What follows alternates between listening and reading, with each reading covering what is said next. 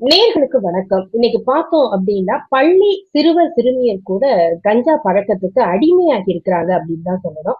அப்ப இந்த புழக்கம் அப்படிங்கிறது எப்படி வருது? நாட்டுக்குள்ள கஞ்சா வர்றது எப்படி? கைமாறுறது எப்படி அப்படிங்கிற ஒரு கேள்வி. இன்னொரு பக்கம் இன்னைக்கு ஒரு பேசு பொருளா இருக்கக்கூடிய ஜாஃபர் சாதிக், அதையே காவல்துறையினரால இன்னமும் அவரை பிடிக்க முடியல. ஜாஃபர் சாதிக் எங்கே எங்கே அப்படிங்கிற கேள்வி எல்லாம் இருக்கு. இதை பற்றி பல விவரங்களை கேட்டறிவதற்காக நம்முடன் இணைந்திருக்கிறார் ஓய்வு பெற்ற காவல்துறை உயர் அதிகாரி திரு ராஜாராம் அவர்கள். வணக்கம் சார். வணக்கம். நலமா இருக்கீங்களா? நல்லா இருக்கேன் சார். முதல் கேள்வியே கொஞ்சம் ஸ்ட்ரைட்டாவே நான் கேட்டுறேன். ஜாஃபர் சாதிக் எங்கே அப்படின்னு சமூக வலைதளங்களை கேள்வி கேட்கிற அளவுக்கு வளர்ந்திருக்கேன் சார். அது ஏன் செந்தில் பாலாஜியோட தம்பி அசோகா இருக்கட்டும், இப்ப ஜாஃபர் சாதிக்கா இருக்கட்டும், பிடிக்கிறது என்ன கஷ்டமா? மேடம், இந்த கேஸ் நம்ம லோக்கல் போலீஸ் இன்வெஸ்டிகேட் பண்ணல. இந்த கேஸ் மத்திய போதைப்பொருள் புலனாய்வு பிரிவும் டெல்லி போலீஸும் தான் இந்த கேஸை டெல்லியில ரெய்டு பண்ணி பிடிக்கிறாங்க. 3 பேர் அரெஸ்ட் பண்றாங்க. அந்த இவங்களோட குடோன்ல அவங்க பேக்கிங் பண்ணிட்டு இருக்காங்க. 3 பேர், முகேஷ், முஜிபுர், அப்புறம் அசோக் குமார்னு 3 பேர். அந்த முகேஷ் அண்டு முஜிபுர் 2 பேரும் சென்னையை சேர்ந்தவங்க, அசோக் குமார் விழுப்புரத்தை சேர்ந்தவங்க. அவங்கள பிடிச்சதுக்கு அப்புறம் விசாரிக்கையில தான் ஜாஃபர் சாதிக்கு தான் அதுக்கு மெயின் பார்ட் அப்படின்னு தெரியுது. அதுக்கப்புறம் அவங்க தேட ஆரம்பிக்காங்க. இது 15/2 நடக்குது. போன மாசம் 15ஆம் தேதி ரெய்டு பண்றாங்க.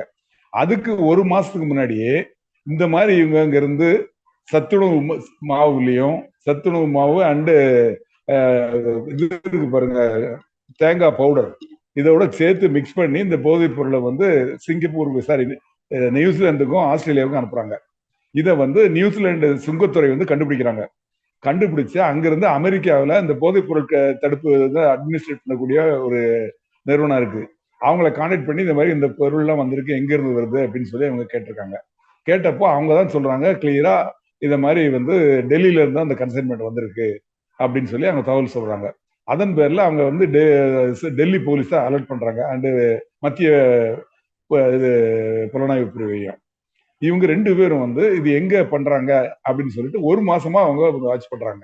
இந்த குடோனை வாட்ச் பண்றப்போ அன்னைக்கு கரெக்டா பேக்கிங் பண்ணிட்டு இருக்காங்க. 50 கிலோ பேக் பண்ணிட்டு இருக்கிறப்போ கையும் கிழமும் அவங்க பிடிக்கிறாங்க. பிடிச்சதுக்கு அப்புறம் தான் தெரியுது இதுல இந்த ஜாஃபர் சாதிக்கு சம்பந்தப்பட்டிருக்காங்க. அந்த உடனே அங்க சென்னைக்கு தகவல் கொடுத்து அவரை அங்க தேடுறாங்க. அவரோட வீடு மயிலாப்பூர். அவரோட ஆபீஸ் பிரசவாக்கத்துல ஒரு லாட்ஜ் இருக்கு, ஆபீஸ் இருக்கு. அவர் சினிமா வேற தயாரிக்கிறாரு. அவர் தம்பியை நடிக்கிறாரு, இன்னொரு தம்பி அதுல இன்வால்வ்டு. அவங்க பிரதர்ஸ் மொத்தம் 3 பேரும் இன்வால்வ்டு. இதுல இறைவன் மிகப்பெரியவன் அப்படின்னு ஒரு படம் டைரக்டர் அமீர் எடுக்கிறாரு. அது போக மங்கைன்னு ஒரு படம், அதோட ஒரு பாடல் கேசட் ரிலீஸ் பண்ணிருக்காங்க. இவர் பாத்தீங்கன்னா கட்சியில ஒரு பெரிய போஸ்ட்ல இருக்காரு. உதயநிதி அவர்கள் அவங்க ரிலீஸ் பண்ணாங்கன்னு சொல்லி பேப்பர்ல பார்த்தேன். அந்த மாதிரி இவர் மாவட்ட பிரிவுல அயலக மாவட்ட பிரிவு செயலாளராக இருக்காரு. இந்த தகவல் கிடைச்ச உடனே அவருக்கு தொடர்புகள் நிறைய இடங்கள்ல இருக்குது. அவர் எஸ்கேப் ஆயிடுறாரு. இவங்க என்ன பண்றாங்க, அங்க இருந்து சமன் கொடுக்குறாங்க. 23ஆம் தேதி சமன் எடுத்துட்டு வராங்க. அவர் வீட்டுக்கும் அவர் ஆபீஸுக்கும் கூட்டப்பட்டிருக்கு. அங்க ஒட்டிட்டு வந்துடுறாங்க. 25ஆம் தேதி வர சொல்லி 25/2க்கு அவங்க வரலன்னதுக்கு அப்புறம் திருப்பி அவங்க ஃபர்தரா ஆக்ஷன் எடுக்கிறாங்க. இப்போ அவர் தலைமறைவா இருந்துட்டு இருக்காரு. அவரை பிடிச்சதுதான் தெரியும் இது எங்க இருந்து வருது. அதாவது இந்த போதைப் பொருள் இந்தியாவுல உற்பத்தி ஆகலை. அந்த விஷயத்துக்கு போறதுக்கு முன்னாடி, இது மத்திய புலனாய்வு துறை, மத்திய போலீஸ் மட்டும்தான் இதுல இன்வால்வ் ஆவாங்களா, இல்ல தமிழ்நாடு அரசுடைய தமிழக காவல்துறையும் அவங்களுக்கு ஒத்துழைப்பு அளிக்கணும் இல்லையா? இப்ப அவர் இங்க தமிழ்நாட்டுல உள்ள மனிதர் அப்படிங்கிறதுனால, நபர்ங்கிறதுனால இப்ப அவங்களுக்கு உதவி பண்ணக்கூடிய இடத்துல இங்க தமிழக காவல்துறை இருக்கு. அப்ப தமிழக காவல்துறை நினைச்சா இந்த விஷயங்களை சீக்கிரம் புலனாய்வு பண்ணி அவங்களுக்கு உதவ முடியும். ஆமா, இப்போ இவரோட ஆட்கள் அங்க பிடிபட்ட உடனே இவருக்கு தகவல் கிடைச்சிருக்கும். தகவல் கிடைச்ச உடனே அவர் எஸ்கேப் ஆயிட்டாரு. இப்ப தமிழ்நாடு போலீஸும் முயற்சி பண்ணாலும் அவர் பிடிக்க முடியாது. ஏன்னா அவருக்கு வெளிநாட்டு தொடர்புகள் இருக்கு. வெளிநாட்டு கூட எஸ்கேப் ஆயிருக்கலாம். Maybe chances are there. இப்ப இவ்வளவு பெரிய கேஸ்ல அவர் மாட்டி இருக்கிறதுனால வெளிநாட்டுக்கு போக முடியாத அளவுக்கு அங்க ஏர்போர்ட்ல எல்லாம் இவருடைய போட்டோஸ் கொடுத்து தடை பண்ணிருக்க வாய்ப்பு இருக்கா? அதுக்கு லுக் அவுட் நோட்டீஸ் கொடுப்பாங்க. லுக் அவுட் நோட்டீஸ்னு, அதாவது இந்தியாவில இருந்து எந்த விமான நிலையத்துல இருந்தும் வெளியே போக முடியாது. அப்படி வெளிநாட்டுல இருந்து வந்தாலும் அவரை பிடிச்சிடலாம். இங்க போகிறதுக்கு வந்தாலும் அவங்க பிடிச்சிருவாங்க. அதுக்கு லுக் அவுட் நோட்டீஸ் பேரு, அதெல்லாம் கொடுத்துருப்பாங்க.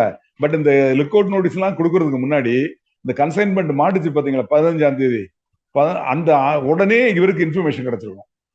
அந்த இன்ஃபர்மேஷன் கிடைச்ச உடனே எஸ்கேப் ஆயிருக்கலாம். நான் சொல்றது வந்து ஒரு வாய்ப்பு, ஏன்னா அவர் இல்லாம இருக்கிறதுக்கு அதுதான் காரணமா இருக்க முடியும். ஆனா எங்க முடியாது, எவ்வளவு நாள் போனாலும் நிச்சயமா அதுக்கு பதில் சொல்லிதான் ஆகணும்.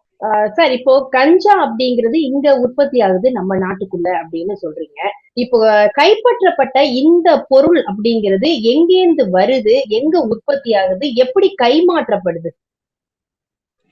இப்போ கைப்பற்றப்பட்ட இந்த போதை பவுடர் இது வந்து இந்தியாவில் உற்பத்தி ஆகல, இது வந்து வெளிநாட்டுல உற்பத்தி ஆகுது, இந்தியாவுக்குள்ள வருது.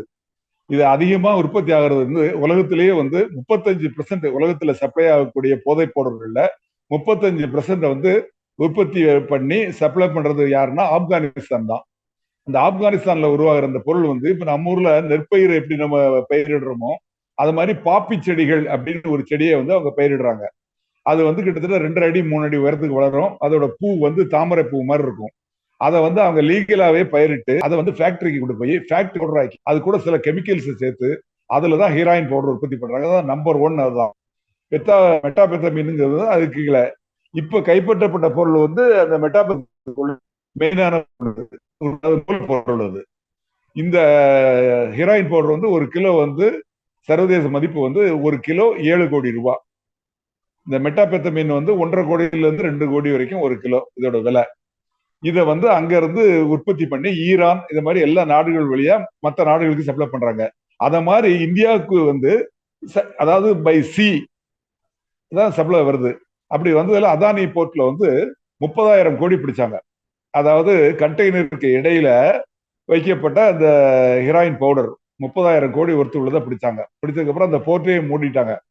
அது எங்க இருந்து வருது அப்படின்னு பார்த்தாச்சுன்னா டெல்லியில உள்ள ஒரு அட்ரஸுக்கு வருது. எங்க இருந்து வருதுன்னா ஈரான்ல இருந்து வருதா காட்டுறாங்க. ஆனா அது ஒரிஜினல் அது எங்க வந்தது, எங்க இருந்து வந்ததுன்னா ஆப்கானிஸ்தான்ல இருந்தா. அந்த அட்ரஸை போய் தேடி பார்த்தா அந்த அட்ரஸுக்கோட ரிஜிஸ்டர்ட் ஆபீஸ் வந்து ஹைதராபாத் காட்டுது. ஹைதராபாத்ல போய் செக் பண்ணி பார்த்தாங்கன்னா ஹைதராபாத்ல அவங்க இல்ல, அந்த டைரக்டர்ஸ் 2 பேரு ஹஸ்பண்ட் அண்ட் ஒய்ஃப் 2 பேரும் நம்ம சென்னை பள்ளிக்கரணையில அவங்களை அரெஸ்ட் பண்ணாங்க. இந்த ஜெயில தான் இருக்காங்க அவங்க. எதுக்கு சொல்ல வரேன்னா இந்த இந்தியா வழியா வெளிநாட்டுக்கு இது கடத்தி கொண்டு போறாங்க. எங்க அப்படின்னா சிலோனுக்கு கொண்டு போறாங்க. அதே மாதிரி மலேசியா கொண்டு போறாங்க, சிங்கப்பூர் கிடையாது. இது மாதிரி பேங்காக்கு, இந்தோனேஷியா அந்த மாதிரி நாடுகளுக்கு இங்க இருந்து சப்ளை ஆகுது. ஹாய் வியூவர்ஸ், மசாலா விஷன் சேனலை மறக்காம சப்ஸ்கிரைப் பண்ணுங்க.